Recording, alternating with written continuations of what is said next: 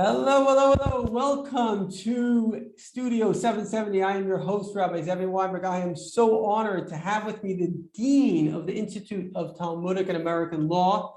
I have been to one of your classes, Rabbi Yaffe, in I think it's where the Institute is based out of Midtown Manhattan.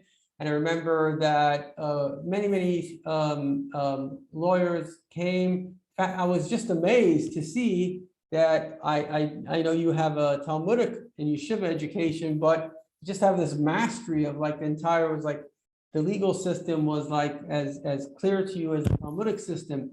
And so you're really very qualified to speak on Jewish subjects to a contemporary audience. And I'm actually broadcasting from the Jewish Learning Institute, which is one of the centers of Jewish teaching in the world today. So I'm really thrilled to have as a guest Rabbi Yaffe. And I bumped into Rabbi Yaffe in the synagogue the other day, and I had a very simple question to him, which is, what is Judaism's message for the world? And Rabbi, if you got an answer to that, I think a lot of people are looking to Judaism. I don't know if you know this, but in America, the religion that's most respected, this is a Pew poll, 70% respect Judaism. Judaism is the religion that is most respected in America. So I think a lot of the world are looking at Jews. I know even like Asian countries, they see the Jewish people as kind of being very clever. And my friends, if I had to say, Rabbi Yaffe, he's on the top of that totem pole. So we're here with really a great scholar. And Rabbi, what is the answer to that question? What is the Judaism message to the world? So I think that the most fundamental message of Judaism is that the goodness, the kindness that Judaism sees as expected, not just from Jews, but from every human being, is the vision of that world of kindness and goodness and fairness and equity and godliness, where every human being has the capacity to be aware of their source and to be close to their source in the infinite being that is the source of everything. That is something that is accessible and attainable. But to fully access and attain it, we need to change the world. And I think a lot of people, and certainly most thinking and caring people, are profoundly concerned about the state of the world. In other words, at first we thought, look, we'll improve agriculture and everyone will have electricity and we'll live in a world of instant communication and a networked world, and everyone will live in peace and harmony and so on. But all the technological and economic advances, though there have been many improvements, the world is still a place where there is hatred, where there is tremendous abuse of human beings by other human beings, where there is still hunger, where there is still want. And we rightfully say, we know that God created the world in such a way that, to quote the words of Maimonides, that it should be a world in which there is no hunger and no want and no hatred and no war and so on. But how do we get there? So the there we're getting to is the ultimate universal aspect of the universal message of Judaism, which is, when I say universal, I mean that which Judaism holds in trust for all of humanity, which is the vision of the Achrit HaYamim, of the end of days, of the Messianic era. Because those words that I quoted to you from Maimonides, who distills in essence all that Judaism, all the words of the prophets and so on have to say about this, is that the whole world, all of humanity, will be free from want, free from drudgery, will live in a world of enormous, accessible, economic and physical good. Hunger will go away, disease will go away. And the truth is, Maimonides also says that all this will happen without any fundamental change in nature. How is this possible? So the Lubavitcher Rebbe pointed out in a very famous talk that is a collection of several talks that he gave, but it's printed in the Likutei Sichot, in the collection of his edited talks, the edited volume 15. in Parshat Noach. And there he explains that all the technological advances that we have and all the advantages of scientific knowledge, they point to two things. The advances in scientific knowledge point to the idea that there is a single reality that is the stuff of everything. And Hasidic thought, the inner dimension, which is really the inner dimension of the entire universal Torah, speaks of this idea of everything being radiation from a single oneness. And it's true physically. All matter, all energy, in all its forms are really one. And in technology, as a result of this improved knowledge of integration in science, we've come to enormous technological advances.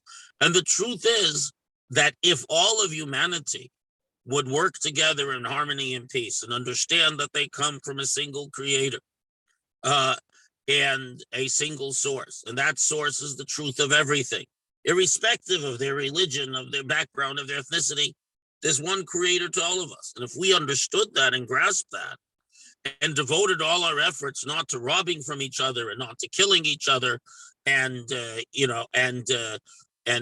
wasted an empty competition and using all the gifts of technology to post cat videos, if we left that and truly used all our capacity to properly improve the world, and indeed, if inspired by the sense that we all have a common source in the Ein Sof and the infinite source of all, we worked in harmony. Imagine, all the advances in science have been made by people who belong to about 5% of the world's population. So much of the world is hungry and uneducated and so on. So imagine if we all came together, all of humanity, and were devoted to the good of all of humanity, because we understand without the spiritual component, it can never happen. That's the failure of communism and socialism and every other ism and every other utopian vision. But the Torah, through the Noahide laws and through the Torah itself, has a vision for all of humanity that includes all of humanity without demanding that every person be Jewish. But when we get to this era and we get to this point, we have a world in which all of human ability will be devoted to eliminating disease and hunger and want. And, robots can do your work for you, and you can sit and use all your ability to understand the truth of the divine and the spiritual and so on, and to make each other's life better and so on. What's missing? What's missing is this sense that we are an extension of godliness, that God is creating the world at every moment, and that we are nothing but some form of godliness or another. Wow. And this is where our task comes in. Wow. Our task is that we tell everyone, whatever you'll do to improve the world, without a fundamental change in attitude, it won't change anything. And that fundamental change in attitude doesn't take changing everyone. There is a process going on, and there's a critical mass, like to get nuclear fission going, to get an atomic reactor. You need a critical mass, and then the matter starts turning into energy, right? Mm-hmm. So there's a critical mass of good that, as Jews and indeed as human beings, when we pursue the vision of the Torah, for us as Jews and for every human being. And as we add to our mitzvot, even something that seems esoteric, like putting on tefillin or lighting Shabbat candles, and certainly acts of tzedakah, of charity, and so on, as we do these things, it's not that we need to change everything. We merely need to reach this critical mass, which we're obviously closer to, according to our teachings, than we've ever been. But we need to tell people, look, if you really want to change the world, if someone has a rash, you can put a salve on it and the rash will come up again if there's a fundamental disorder in what's going on inside the organism, inside the person. But if you get to the root cause and you eliminate the infection or the nutritional deficiency, then automatically there'll be no rash. So too, if we truly we see that with all the advances in economy and technology and growths in GDP and so on, we're still spending enormous efforts and money and so on and finding better ways to kill each other.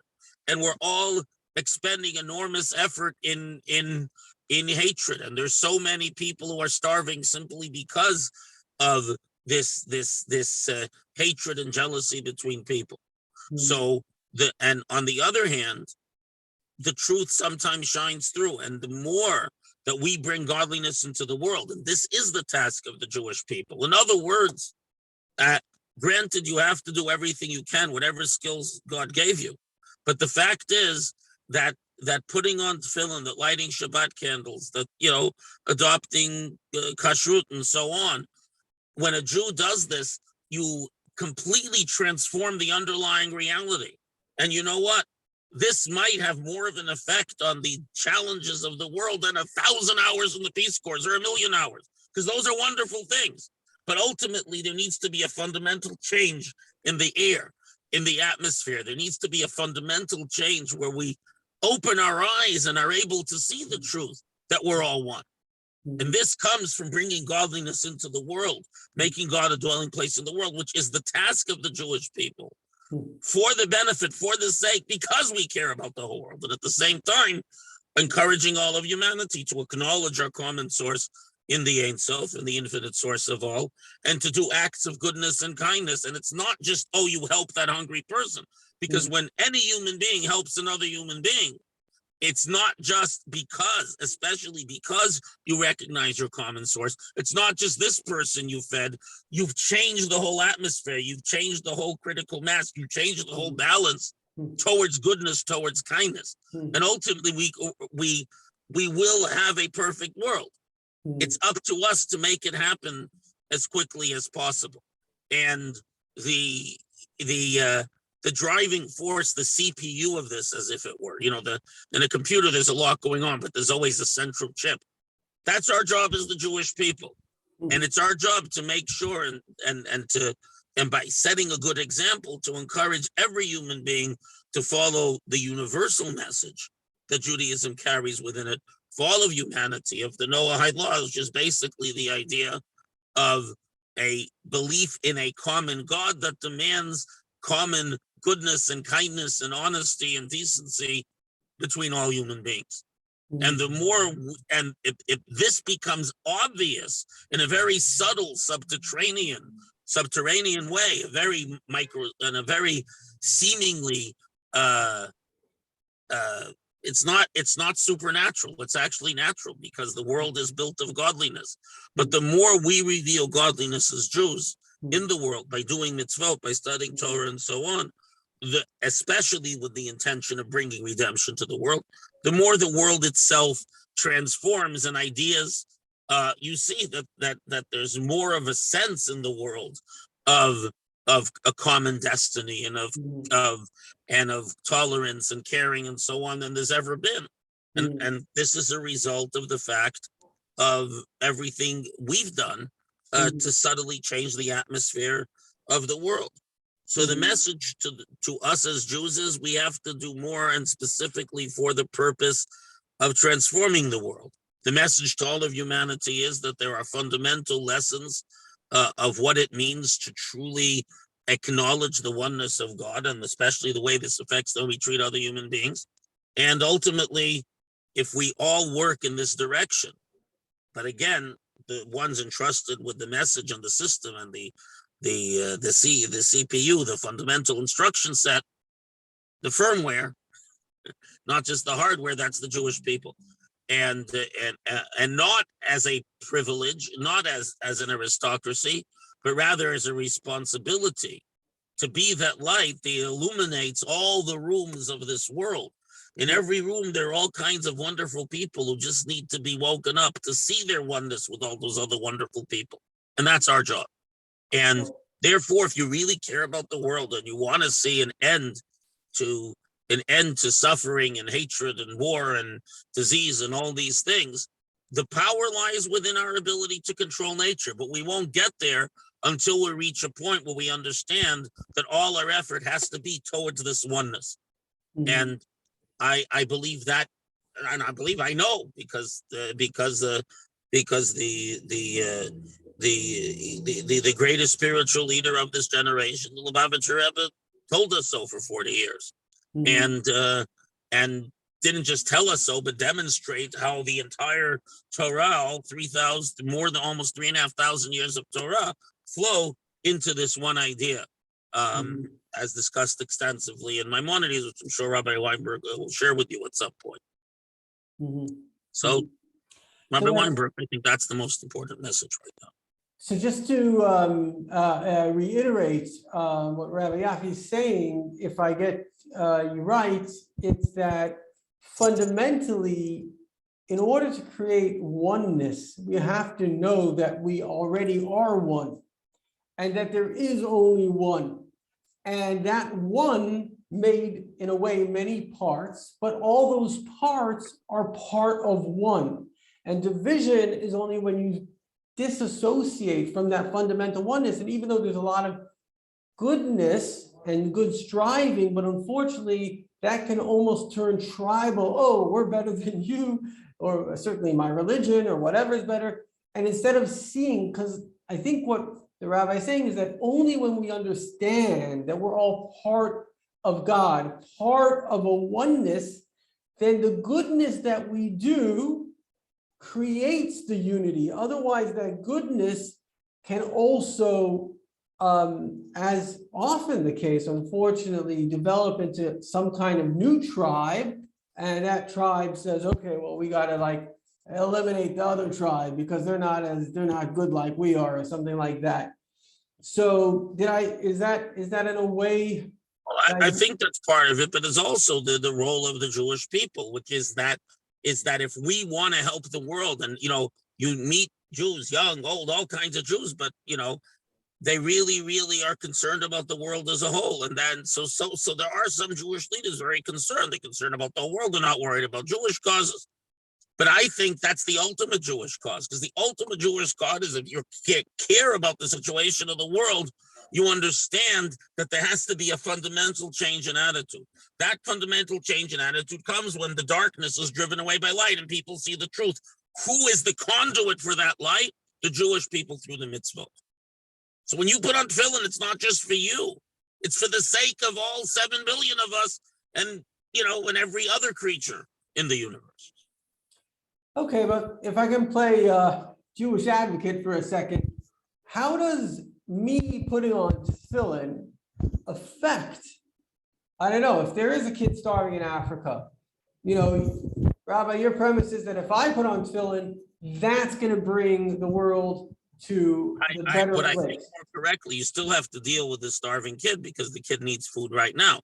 But at the same time, there is the fundamental conflicts and fundamental hatreds and fundamental blindnesses that leads to this situation. Oh, And the fact is that everything is interconnected. You can ask, the famous line, how does a butterfly flapping its wing in Japan cause a storm in the Caribbean? But we know everything is interconnected. It does.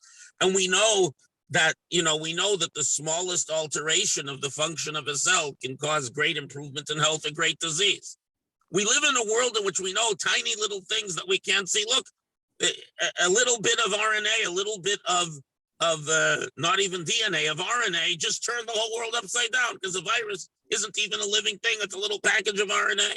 And this little, and the solution, the vaccine, came from other little microscopic things that, are beyond our ken, and how small they are and how tiny they are. We understand now that, there's a, there are subtle balances at work in the universe. If they were a little bit off, there would be no universe. And the very smallest change in the acidity or alkalinity of the sea can cause tremendous climactic effects, as we're seeing. So we live in a world in which small things make a difference. We know that. And more than that, it's very tiny things going on in your computer that cause the whole electronic revolution. I could go on, but very small things have very big effects. And very subtle things, right? I think this object is solid. It's not, because more than 99.9% of all atomic matter, of all matter, is empty space, really. And that understanding, that the intuitive, that this solid thing is not solid, is precisely what enabled us to make all the advances we've made in the last 150, 200 years. Now, so going back, something very subtle, beneath the layer even of physics, In other words, the metaphysical, the spiritual, a very subtle thing, a very subtle shift in the underlying energy of creation, which is deeper even than the most subtle physics, which is the spiritual energy, the godly energy that gives life to the world. When I let more of that energy in by putting on film, this fundamentally changes the world. And there's been a lot of good deeds done till now. And the point is, at this point, every mitzvah we do as Jews, every bit of Torah we study, and so on, in addition to all, as the Talmud says, that we have to, practically give charity, and not just to Jews, but to everyone. But in the end, the fundamental change in attitude we want, again, not healing the rash, which we have to do, but getting to the underlying, creating the underlying health, a very, very small thing we do at the layer of the cause and source of everything. Just as physics lies beneath everything, beneath that lies the divine energy that makes the physical exist. So we go back to the ultimate source of everything and change that. Everything else changes in a cascading way. Mm-hmm. Mm-hmm. So that's why it makes a difference. And we know by the existence of our people and the consistent demonstration of the truth of the Torah over all these years, that what the Torah says genuinely tracks reality. So once we know that, it's just a matter of doing those mitzvot, which, and if you say, what about all the mitzvot until now? It's a critical mass kind of thing. Mm-hmm. But at this point in history, we're close. Mm-hmm. But we need the participation of every Jew to do everything they can in their Judaism. And we don't ask of anyone, including myself, to jump, to perfection in an instant. But everyone can do another mitzvah than that, another mitzvah, and so on. And it is this process, especially when we understand the urgency of finally getting the world to the kind of place it should be. And we know, and that's why so many young Jews and older Jews are thinking about the world as a whole, because that's the very essence of the purpose of the journey of Judaism that began with Avram and Yitzchak and Yaakov and Sarah and Rachel Leah. We're reading about. Right. I see. So effectively, if I understand what you're saying, that there is a kind of a core energy that is at the heart and soul of all energy. All of our energy comes from that oneness. And when we kind of bring more of that core fundamental we energy, reveal more of that. It's there. It merely needs revealing by our choice. Oh, that's interesting. It's the stuff of everything. We just have to reveal it. When we use our physical bodies in the physical universe, and take a physical object, such as tefillin or the wax of a Shabbat candle, however it is, when we do that, I'm soon going to light Hanukkah light. When we do that, we are revealing the inherently godly nature of the world. And when you reveal it, you let out its energy. The same way, the understanding of the atomic forces gives us the ability to create, hopefully in a positive way, incredible energy. And we're looking for even greater energy someday from fusion, which is another process of revealing what is inherent in the super extraordinarily microscopic world. It's there. And that is a metaphor, or more than that, that is the physical manifestation of the spiritual fact that the deeper you go, the more energy there is. The Lubavitcher Rebbe said that the oneness of all matter and energy is not just a parable, but it's a manifestation of the fact that this is so in the underlying spiritual energy, the underlying godly energy. But if there's such, let's say, diversity, race is an issue, and let's say people have different cultures and religion, and you're speaking about this kind of global unity, how do you actually see that manifesting? Because we do see, unfortunately, all these differences. How do you see manifesting a unity from a world which has, they say, I don't want to be negative, but I'm saying there's clearly lots of differences. How do you see this unity manifesting? So that is an excellent question. And the answer lies twofold. One is that a lot of it only comes when you finally reach the critical mass. Think of digging a tunnel. If you turn off the artificial lights in the tunnel, the darkest moment is going to be right before you break through the other side. Then the light floods in from both sides. Yeah. So on one hand, as in other words, there's order and disorder, and the order will ultimately triumph, but the disorder gets greater and greater. That being said, the fact is that it used to be that the more powerful the country, the more it sought to dominate others and so on. And now we see that the wealthiest and most powerful countries on the whole, certainly those whose societies are somewhat informed by the traditions of the Torah, just the opposite. They devote a lot of their money and energy to helping people and people who can do nothing for them. We find, whenever there's a natural disaster, we find various militaries. A good example is the American military engage in taking all this power created for destruction and using it in a positive way. More and more people in the world reject the idea that because I'm better than you, I should kill you. The idea of solving issues, solving arguments through war. Again, a lot of the world no longer sees it that way. So there's no question that there's bleed through. That the world, the world rejects a lot of negative things that used to exist. And the idea that workers should have a fair share of what they produce is in the Torah, and the idea that women are not property to God and be sold is in the Torah. We're not there yet, but in a lot of the world, we're there. The idea that every human being should be free to decide their own destiny, hopefully in a positive way, is also found. The very idea of free choice, which, many societies, and it's irrelevant, culture, society, religion, because what Judaism posits as its universal measures, the 7 Noahide laws, leave enormous leeway and enormous room for each society to figure out what works for them. But they do include, don't steal, not from you and not from any other human being. Don't murder, not you, not any other human being, and so on. So just the opposite. First of all, we see that the world is on the whole in a better place than it was a few hundred and a few thousand years ago, in spite of all the problems I detailed. And more than that, the sense that we shouldn't have these problems.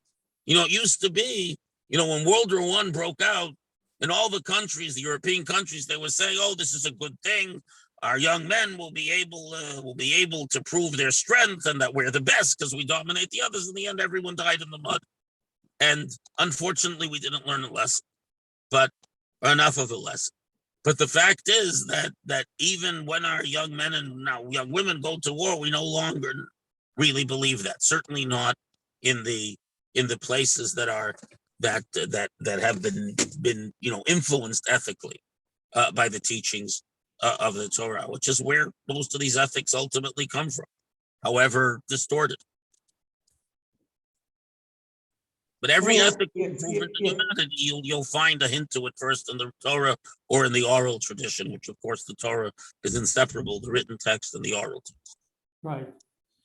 So Rabbi, can you tell us for a moment what those 7 Noahide laws are? Because certainly the Rabbi, the greatest master in our time, and who won the Congressional Medal of Honor, the only religious leader to be awarded that for his tremendous drive he lived through. He saw the Holocaust, and he really wanted that world to reach its kind of perfected state. And I think he was saying exactly what you're saying. So first of all, I have to say that on Chabad.org, Tzvi Freeman has an excellent exposition of the broader message of the 7 Noahide laws. Okay. To basically begin with the idea that we all have one God, that God has a purpose. It's expressed as not blaspheming, but it means not denying God's justice, but basically God has a purpose for creation, and that purpose is good. Thirdly, not to murder or inflict any unnecessary physical harm on another human being. Fourth, not to steal or engage in any other form of mental, emotional, or financial dishonesty or physical dishonesty with another human being. Fifth, to respect the bonds of marriage and in general, to create a positive, nurturing family structure that respects both the dictates of nature and the sanctity of a relationship. And again, we leave it to each society to sort of figure that out exactly. And sixth, the law is described as not eating flesh or blood from a living animal. But the much broader concept is not to inflict unnecessary pain or unnecessary pain or suffering on any other creature, and indeed not to allow the destruction of any species or the destruction of the environment that humans and everything else need to survive. So it's a general obligation, since we have the power to change the world for the globe for the worse. We have an obligation to protect the world. And by the way, included in the belief that God has a purpose is included the idea that our first obligation as human beings, it's sort of part of everything, part of the belief in God, part of the murder thing, is that we have an obligation to leave behind other people to carry out work. So we have a fundamental obligation that underlies all the other obligations, that there be more people to keep the Noahide laws. And minimally, every human being needs to leave behind, every couple needs to leave behind at least two people to carry on. But the more the merrier. And as the question of overpopulation, the world can sustain many times with the proper farming techniques and the proper environmentally friendly means of creating and consuming energy. There's no reason the world couldn't support 5 times as many people who are on this planet. Again, it's merely a matter of devoting ourselves to this purpose. And 7th is to have courts of justice, which again, the narrow law is to have laws that a system of laws that are administered justly, and that punish that the robbed has their what is robbed from them returned, and that those who harm others or their property should be punished. But at a much larger level, it means creating a just and equitable society. It means charity. It means care for the elderly, and so on. There was an interesting, and one of the reasons why tzedakah, why charity is included in dinim, is included in laws, is very interesting, because if I call it the Les Miserables principle, that if someone has nothing to eat, how can you complain that they steal? So there has to be a social safety net, because otherwise you're forcing people to choose between crime and death, and neither is a good option according to the Noahide laws. As a matter of fact, one of the last kings of Wales, before the English took it over, he made a legal code. One of the codes says that if a beggar comes to a town and he asks for food in 5 houses and no one gives him, he can't be punished if he steals from the 6th house on food to eat. And even though that's not exactly according to the way we understand the laws of theft, it's an important point that you can't have a justice system that doesn't make sure that people have their basic needs for food, shelter, housing, and medical care, and so on. So, and there was an Italian rabbi at the end of the 19th century, Benevista, who wrote a book that pointed out that something like over 230, I forget the exact number, of the laws of the Torah are included in the Noahide laws.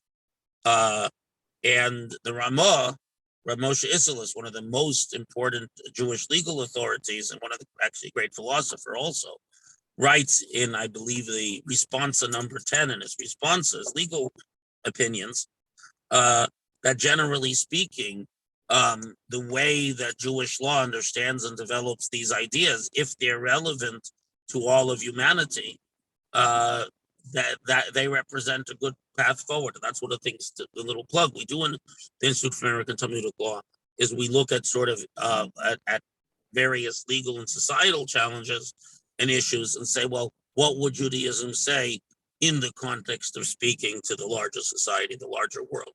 And that's part of the process of understanding how these 7 fundamental principles need to lie. And the most important of them, of course, is that they all come from God. Because if you make up your own morality, we know where that leads. Even if you make up your own religion, and you say, well, God told me to go kill everyone, I don't know, who has red hair or something like that, or whatever your God, when you make up your own gods, your gods, idols always look like the society that produced them. Because when you make a God in your own image, the God does whatever you tell it to do. But the real God, who is the God of all humanity equally, gives us laws that demand, as the Rebbe used to say, goodness and kindness universally across all of humanity. So first of all, thank you so much. I think that was one of the best expositions of the 7 laws I've ever heard. And I learned a lot tremendously, which I'm very grateful for. One thing that I was totally unaware of is that you mentioned that there is a commandment to populate. So is that similar to the Jewish commandment, which is, I believe every Jew is commanded, I mean, obviously it's a blessing from God, but you got to do your part to at least have a boy and a girl. Is that the concept? Well, it's a concept of the Shevas Yitzhara, that the world was created to be settled. If even if we eliminate infant mortality and accidents, you still need 2 people for every couple. So there's a general human obligation to, and more than that, all the Noahide laws depend on a healthy society, healthy economically and so on. And without people to perpetuate it, you have a problem. And in other words, more than that, God designed humanity to be eternal, because God is eternal. We're not eternal as individuals, but we should be eternal, as a collective people. And so, in other words, denying our obligation, not everyone can, but denying our obligation to at least try to populate the world, to continue its population, is really denying God himself, and God itself, and the very essence of creation.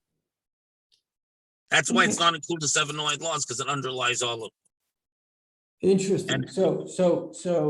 But you're saying that is a Jewish, I mean, obviously a religious teaching from the Talmud. There are some wonderful talks by the Rebbe addressed, Lubavitch Rebbe, addressing this topic in general, vis-a-vis his criticism of the movement for zero population growth, which is gaining traction again now and gained traction in the 80s. Right. It's very it's a whole topic on its own. And I believe Sichas in English has a very compelling essay presenting the Rebbe's view on the topic. In general, that section of Chabad.org, the Sichas in English section, is, that organization has a lot of really good original material from the Rebbe on these universal issues. Right.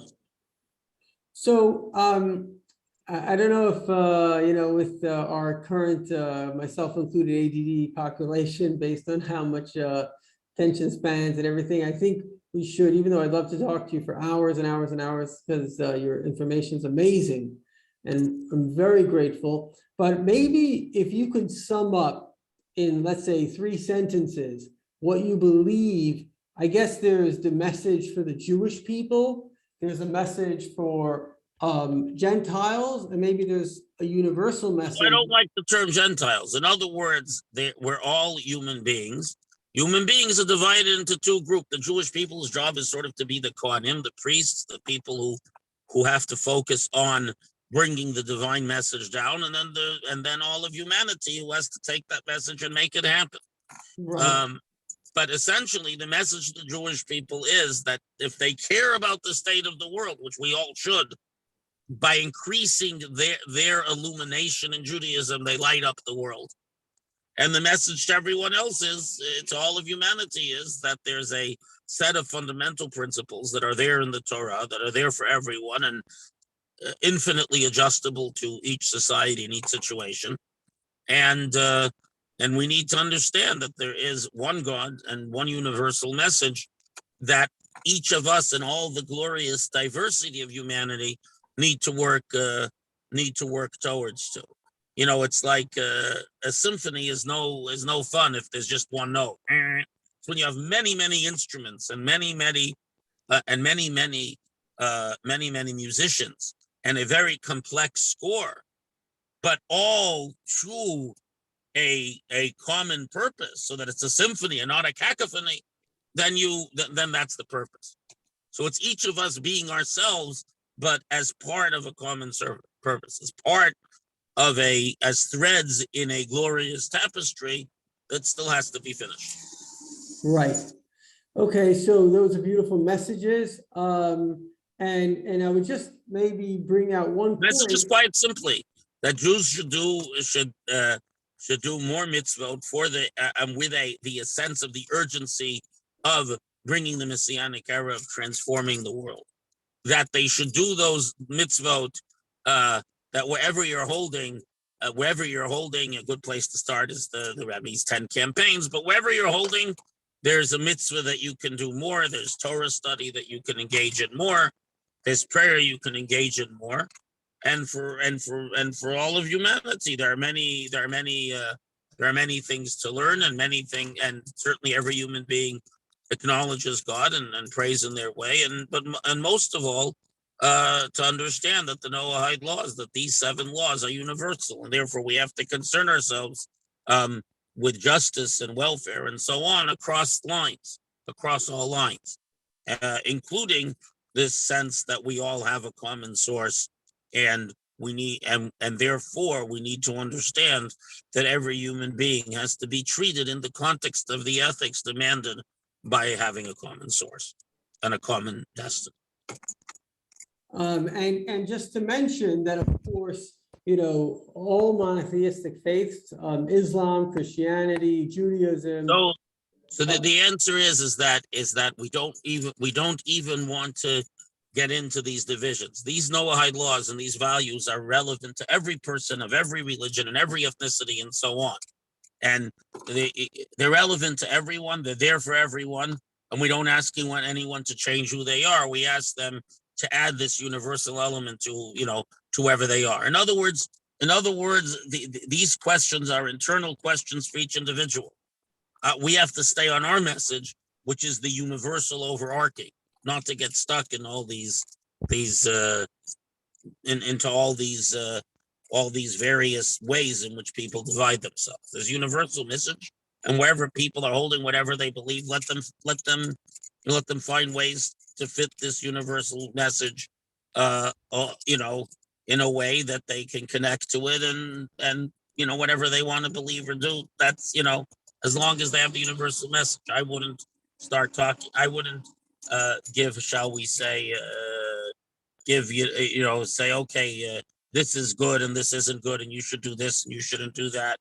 Right. Other than the Noahide laws, it's not our job to fix everything, to fix every mistake, to smooth everything over. Sure. It's our job to share the Noahide laws, to share the universal vision, and let people do with it as they may.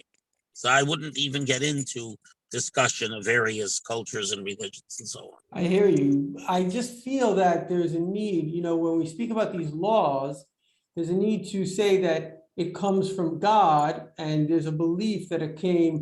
Absolutely. The first of them is the belief in the God who created the universe, and that it's one God who created us all and is constantly creating us all at every moment. But where did God give these laws? They may be new to somebody. I mean, how do we know? They're found in the Torah with only a drop of interpretation, and the expansion I gave you was found in the Torah as a whole. It's inner and it's open and concealed dimensions, and it's our job. Yes, it's found in the Torah that God gave to the Jewish people, including many of the teachings of the Kabbalah and Chassidut are relevant to all humanity, and it's our job to share them. That's our job. The repository is within the Torah, which is within the Jewish people. Right. Everyone has their task, and this is our task to share those ideas. Right. So, Rabbi, I think you did your tasks sterlingly well, and I really encourage everybody to really review, because when you're talking with a great mind like Rabbi Yafi, there's a tremendous amount of depth and a lot of content in a very short space of time. So really, I know a little bit about this. In fact, I wrote a book on it, but I learned a lot. So I encourage everybody to watch this video a few times, because really, Rabbi Yafi is an expert on the Talmudic law, and therefore what he's saying, as I do realize, is all based in Jewish law. It's not like he's just making this up. This is real kind of core messages, really from God, through as Rabbi Yaffe is mentioning, the Jewish people through this great tradition of 3,333 years of keeping the exact truth alive. And therefore, this is the path to redemption. Because if we want, I think, as you said, Rabbi Yaffe, in the beginning, if we want universal oneness, we have to be part of the oneness of the universe. And so, any concluding thoughts? I think the concluding thoughts, the most important concluding thought is that that going back to the microscopic, that a person should realize that since God created everyone for and everything for a purpose, every Jew in the context of Judaism and every human being in the context of the human mission needs to know that it is their deed that is the one that's going to bring this perfection. Because there's a critical mass we have to attain. You take one good deed out, we're missing everything. Wow. So everyone should know not just that they're part of it, that without their good deed, this redemption and transformation doesn't happen, because God created everyone for a purpose. Wow, that is a tremendous call. I feel the energy of that call, because we all know that we can do better and focus. But it's not just that. As we do better, you should know that whatever we do in response to this call is in itself that which brings about this transformation. Wow. And again, like the tunnel, it may seem very far away, but we may be only a thin layer of earth away from breaking through the tunnel. Right. And Kabbalistically speaking, that's actually the idea. There's no time for it now. But basically, as we reach deeper and deeper into the greater and greater concealment of this very rigid physical world, we discover that on the other side, as we transform it into light, is a tremendous infinite light. We're almost there. There's no question. But, the harder we work, the quicker we'll break through that final membrane that separates us from this infinite light. Well, that's super, super, super powerful words and inspiring. And I just want to say we are tremendously grateful for you to share your wisdom and your time with us. And it wasn't mine. If I did a good job presenting what the Torah had to say, and in particular what the Lubavitcher Rebbe had to say, I'm happy. But there's nothing of mine here. Anyways, take care. Thank you. Nice to talk to you again. Thank you. And much success in everything. Thank you.